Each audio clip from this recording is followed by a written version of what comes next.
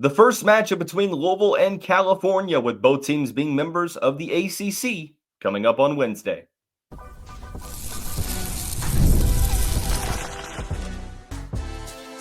You are Locked On Louisville, your daily podcast on the Louisville Cardinals. Part of the Locked On Podcast Network, your team every day.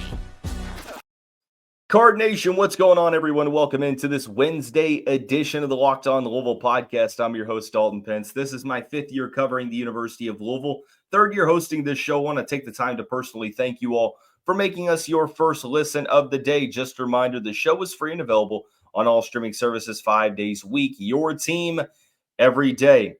Well, it's game day once again for the Cardinals. They'll take on California on Wednesday, 9 o'clock. Tip-off at the KFC Yum Center. First matchup between the two programs, with both of them being members of the Atlantic Coast Conference. I think that this is a really favorable matchup for Pat Kelsey's team, and I'll explain why coming up shortly. Spring practice has started for the Louisville football team. We'll identify who my three returning players to watch for are, and the three transfer portal newcomers to watch for are. Going to be exciting month and some change for the Louisville football program, getting closer to the 2025 campaign. Final regular season week, however, for the Louisville men's basketball team. Pat Kelsey's team has won 7 straight games. They have ascended to number 14 in the AP poll, 23-6 overall, 16-2 in conference play, looking to end the regular season on a high note and extend the winning streak to ultimately what would be 9 games going into next week's ACC tournament. They begin by playing California, one of the 3 new teams to the conference. They played SMU for the first time, with both teams being ACC members back in January. Won the game pretty convincingly. They'll play the other 2 this week, beginning with California. And this has been, well, let's be honest, a season to forget for the Golden Bears.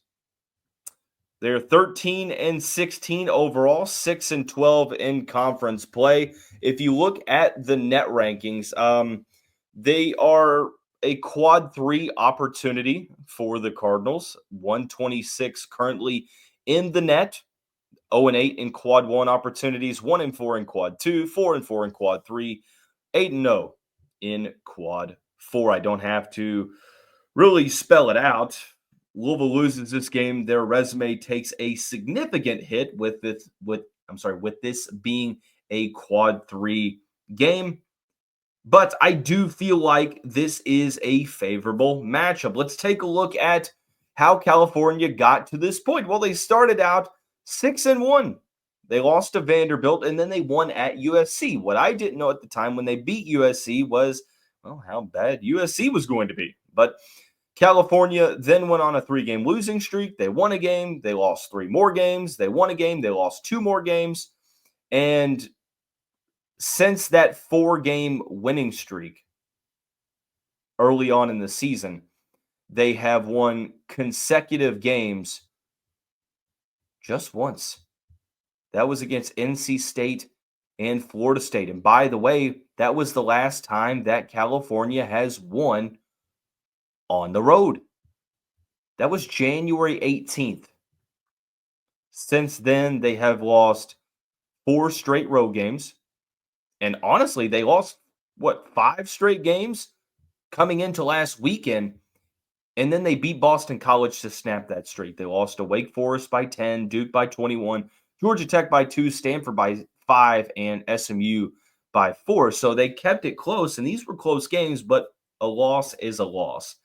And California took a hit early on in the season, like Louisville did. Forward BJ, I think it's Omot, O-M-O-T. It might be Omot. Well, he sustained an injury that would eventually force him out for the remainder of the season. Only played in 4 games, scored in double digits. If you're looking for the players to watch for, one name pops off the page. And if you were a fan of the NBA back in the mid-2000s, I started watching New Orleans Hornets basketball because of Chris Paul, who was my favorite player at the time. So I had a ton of respect and appreciation for Peja Stojakovic. Well, his son, Andre is the leading scorer for California, 17.2 points a game on 42% shooting from the field, 31% from three. Not great, but not terrible. Jeremiah Wilkinson, true freshman, averaging just under 15 a game, 41% from the field, 32% from the three-point line. Those are the two players to watch for California. They're a team that offensively, they score 74.5 points a game. That's not bad whatsoever. It's not great. It's 158th in the country, but almost 75 a game is pretty good numbers. You kind of break it down, and they're not a great three-point shooting team, 32.2%. They can hit the open shots, but the key for Louisville is to not let them hit the open shots. More on the three-point shooting here in a second. The main key to victory for me is limiting second chance opportunities. And the reason for that, two polarizingly different statistics. Stanford is the worst team in the ACC heading into Monday night in field goal percentage, 42.1% on the year. That's 313th in the country out of 355 teams. They don't shoot the ball well from the field. But how did they score 74.5 points a game? I'm glad you asked, chat. They're 26th in the country in offensive rebounding, 13.17 offensive rebounds a game. That's the best mark in the ACC. So, yeah, they are inefficient, but they get a good amount of second chance opportunities. And, well, that's something that Louisville has struggled with over the past couple of games. So the first key to victory for me, and this is the most important, is limiting second chance opportunities, crashing the boards, securing defensive rebounds, and getting the ball back, getting the possession back. Because once you do, well, statistics are showing that California, if you're limiting their second chance opportunities, they're not going to shoot the ball well from the field, and they don't shoot the ball well from the free throw line. 74.7%, which it could be worse, but it's not great at all. So that's the first key to victory for me. The second one is winning the turnover battle. California is 317th in the country in assist to turnover ratio. It's under 1. They average 10.5 assists per game, 11.6 turnovers per game. That is the worst in the ACC. And then you flip the argument, and they're 252nd in forcing turnovers. They force about 11 a game. If Louisville can limit the self-inflicted turnovers, the unforced turnovers, and while also disrupting the California offense, then I think you're putting yourself in a really good position. I think the Cardinals are at their best when they are extremely disruptive, jumping passing lanes,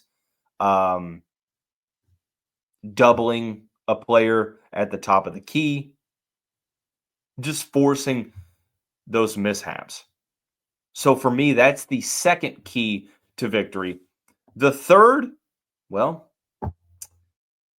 revolves around the three-point line. I won't say defending open shots. Well, yeah, I'm going to. Louisville has to do a better job at defending open three-point shots. I sound like a broken record when I say this. I don't care.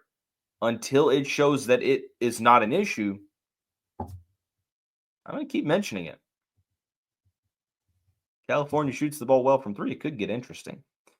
But Louisville needs to shoot the ball well from three because California is 344th in three-point shooting defense. They allow teams to shoot a whopping 37.6% behind the arc. That's second worst in the ACC, only to Miami, who I think, if I'm not mistaken, is still the worst three-point shooting defense in the country.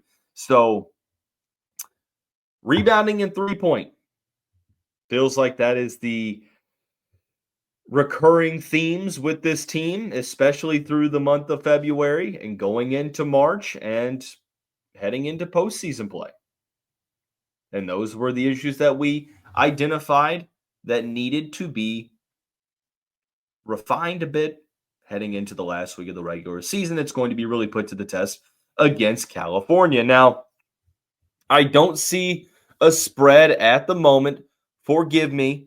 With this being recorded on Tuesday evening at around 7 o'clock, they don't really come out with the spreads this early. If you look at the ESPN analytics, the Cardinals are projected to win this game pretty heavily, 90.3% according to the matchup predictor. But I don't know in terms of the spread. I will look for up to date because whenever I was starting to prepare for this episode, the spread wasn't out yet. But who knows? Maybe it could be up now. Odd Shark doesn't have. Actually, yeah. Okay. There's something up on FanDuel, which is one of the sponsors of the show. Louisville minus 14.5. Pretty lofty line there. And I think that the Cardinals can get to that number because of all the reasons that we just mentioned. So we'll recap the game on the Thursday episode of the show. Late night game is going to be tough to recap late on Wednesday. So the recap might come Thursday afternoon into Thursday evening. So just a heads up on that. But when we come back, we're going to talk about football. Yes, I know it's been a long time since we talked about football, but spring practice has officially started. Let's talk about the 3 returning players to watch for when we come back on this Wednesday edition of the Locked On Louisville podcast.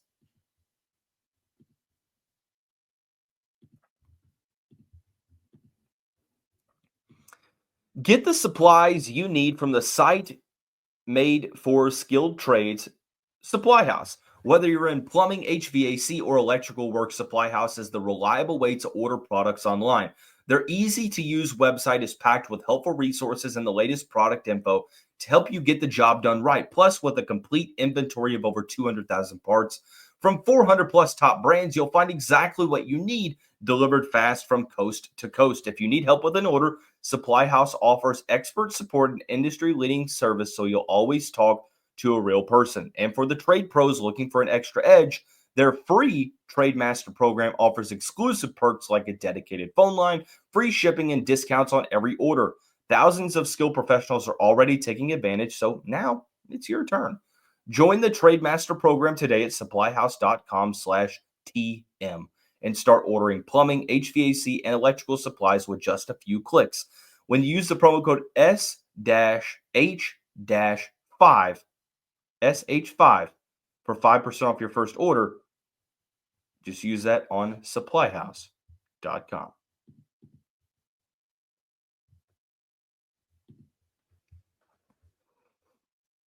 Already time for spring practice. It feels like the season just ended, honestly, a couple weeks ago. And then you realize it's been a couple months since Louisville played in the bowl game down in El Paso. But spring practice has started. The Cardinals getting ready to start the marathon in the offseason, getting closer to the start of the 2025 campaign.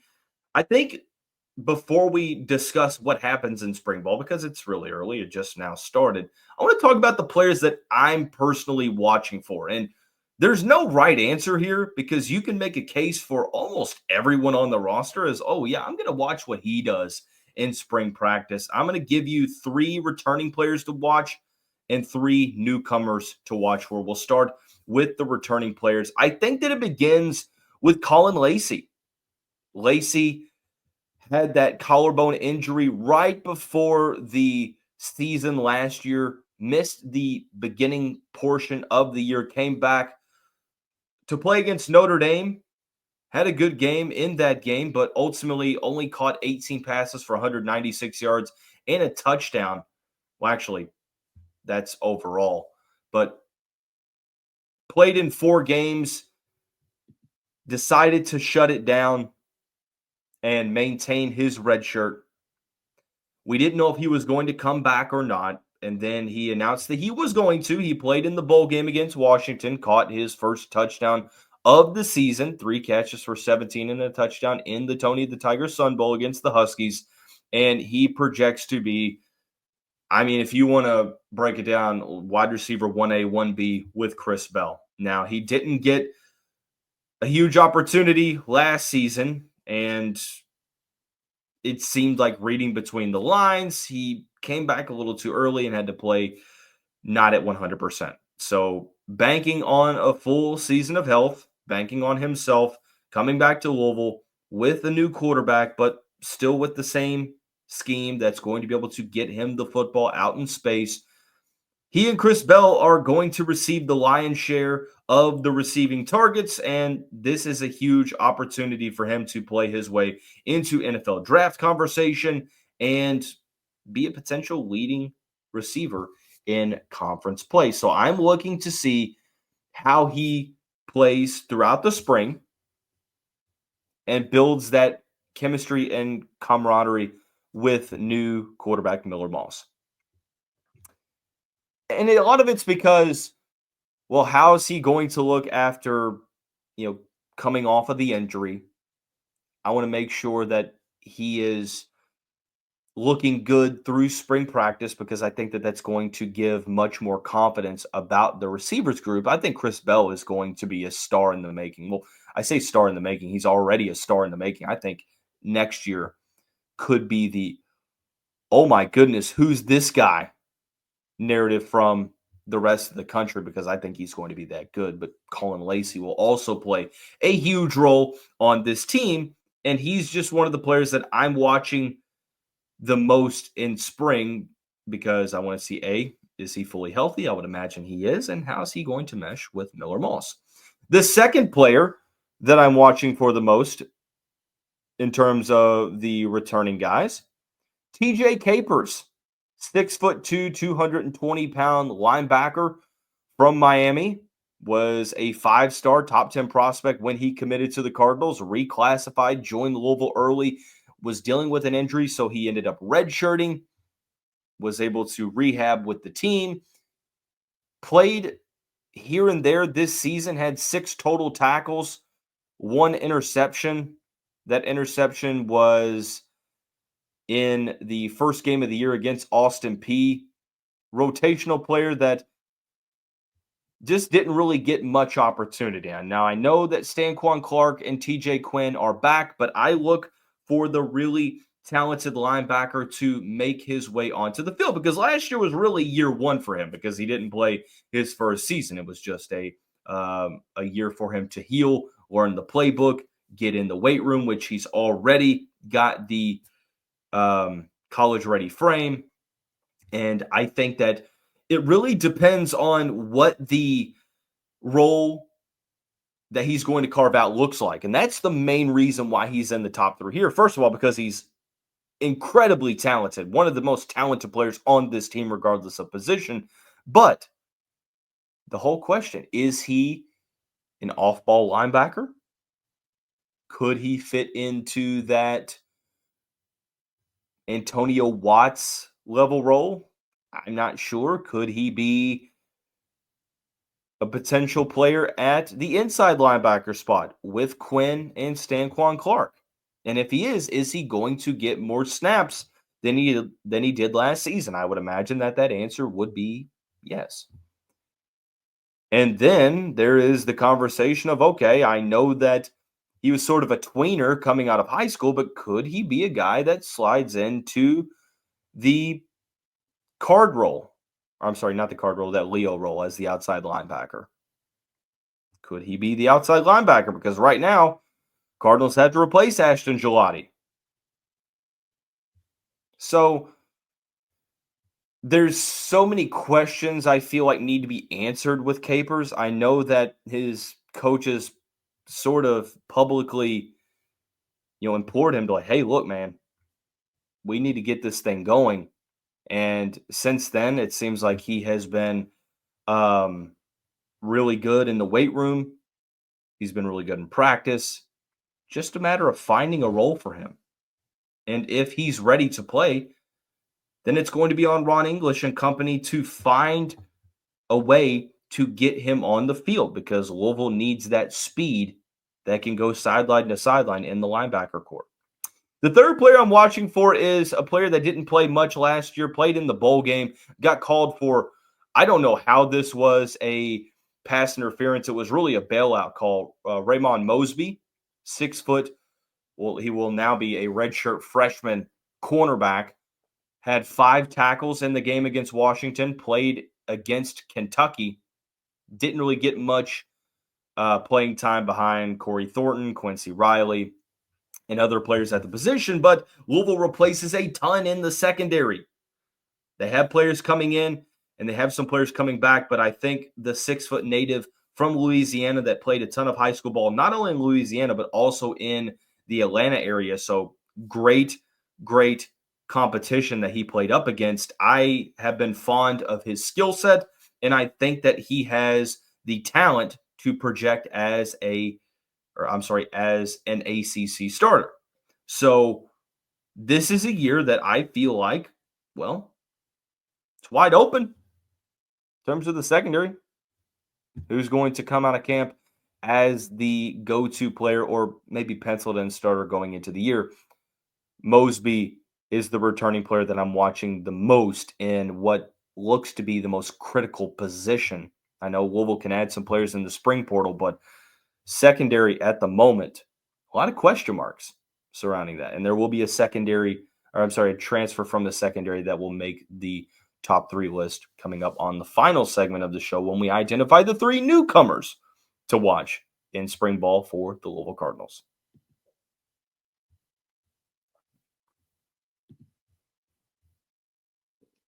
Cardinal fans, want to take the time again to thank you all for making us your first listen of the day through the beginning of March. Just a reminder, the show is free and available on all streaming services, including YouTube, 5 days a week, your team every day. The Cardinals brought in a lot of transfers like they have each offseason under Jeff Brom. You could go so many different ways in terms of identifying 3 newcomers to watch via the portal. I'm not talking about the freshman players just yet. That will be something that we discuss in the summer when all of them have reported to campus. But this is only for transfer portal players when I talk about newcomers. The first one, it's pretty simple, pretty obvious. QB1, Miller Moss. I'm really excited for Miller, man. Really good player. He was sort of the scapegoat for USC this past year, throwing for 2,500 yards, 18 touchdowns, 9 interceptions. I think that he fits what Jeff Brom is looking for in a quarterback, able to process very quickly, make quick reads, quick throws. I think as an underrated deep ball, doesn't maybe have the zip on the football that Tyler Shuck had, which is there's nothing to be ashamed about because Shuck had incredible arm strength. But I think that Miller does a great job of those drop in the bucket throws, a good job of evading pressure, and I think he projects as one of the top 5 quarterbacks, top 3 quarterbacks in the ACC. But all eyes are on QB1. How is the Cardinals offense going to look? How is he going to build that on-the-field chemistry with guys like Chris Bell, Nate Koriski, Dylan Mesman, Caullin Lacy? The list goes on. Isaac Brown, Duke Watson, you name it. So it seems like the preliminary, early preliminary takeaways from the beginning of spring ball is that Miller Moss looks good, and I hope to have more information on that when we have more spring practices completed. But Moss is the obvious newcomer to watch for in the transfer portal. As I mentioned, Ashton Gelati is gone. Louisville replaces both of their edge rushing starters. Clev Lubin, starter for Coastal Carolina a year ago, one of the best edge rushers in the transfer portal, had 43 tackles last year, 9.5 sacks, and 3 forced fumbles with 3 pass deflections. 6'3", 245 pounds, native of New York, likely projects as that starting outside linebacker at the Leo position. I'm really excited to see what he's actually. I think the Leo was what the old staff used to call it. I think it's the card position, and then the star is the off-ball linebacker. Yeah, that's definitely true. My apologies on that. It's been a while since we've talked about football, if you can't tell. But the Cardinals desperately need players to step up on the edge. And Lubin has a ton of hype. I love the just the power moves that he has, the ability to get around the tackle, but also work his way inside. Really excited for Lubin to see what he's going to be able to do in this defense. I hope that Louisville decides to rush the passer more this year than they did last year. You could go a couple different ways. Also thought about putting Wesley Bailey on this list, transfer from Rutgers. I think that he is probably going to be the starter at traditional defensive end. Just want to see who steps up and if Lubin is the real deal going throughout spring ball. And there's only so much you can take away from spring practice. And it seems like more and more college programs don't really want to tip their hand, because then it leads other programs to try to poach those players in the spring portal. Hence why you're seeing schools like Texas cancel their spring game outright. Louisville will play theirs, but the Longhorns kind of have a point. Anyways, the third player that I'm watching for, newcomer out of the portal, is Jabari Mack, cornerback from Jacksonville State. Played 3 years with the Gamecocks, had 32 tackles in 2024. He had 2 interceptions, 4 in his time with the Gamecocks, 11 pass deflections in 2024 as well, 6'1" from Jacksonville, Florida. At times, I mean, you look at the game against Louisville, he had 4 tackles. The whole defense really didn't play good against one of the best offenses in college football, but had an interception against Kennesaw State, an interception against Southern Miss. You could go with a couple different players. Rodney Johnson is another player that we could look at, transfer from Southern University. Cornerback is the number one question mark going into the offseason, because you lost a lot of players and you're bringing in some talented guys from the non-Power 5 levels, but there's always the question of, well, how are those skill sets going to translate to the ACC? That's why Rae'Mon Mosby was a player to watch for in the returning players category. And we're going to choose one cornerback that, if you made me choose before spring practice even starts as a prediction of who would be the guy that plays the most, I'd probably go with Jabari Mack. But I do think that cornerback is going to be a focal point in the spring transfer portal window, because it kind of has to be. And I think safety is another spot for that too. So a couple different ways you can look at this. I want to hear what you all have to say. Who are you most excited to watch in spring practice? It can either be returning players, newcomers, it could be the freshmen. I don't care. I just want to hear what your all's opinions are. So that is going to wrap up this Wednesday edition of the show. We're going to come back tomorrow. We're going to recap the California game. We might have a little bit more football talk. And then Friday, we will preview the upcoming regular season finale and senior day matchup against Stanford, all coming up this week. Thanks for making us your first listen of the day. We'll see you right back here tomorrow. Go Cards.